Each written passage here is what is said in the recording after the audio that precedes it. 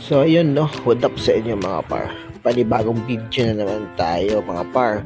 So ngayon may bibigay tayo ng regalo sa anak ko. So dito hindi galing sa akin kundi galing kay Kuya Jojo. So galing sa kanyang tito no. So tawagin niya Papa Jojo. So kinuha natin sa baba. Tapos dinala natin sa taas. Sinasok muna namin sa kwarto mga par para itago yung regalo para sa anak ko.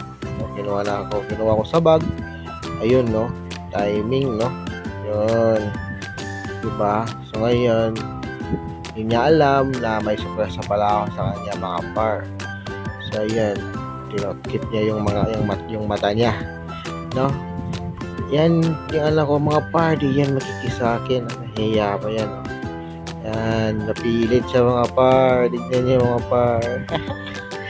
Basta may regalo, kiss talaga. Diba? Yan yung anak ko, par. So, hug niya. Oh, sus, pinilit pa rin, par. Oh, hawakan niya pa, nahawakan niya.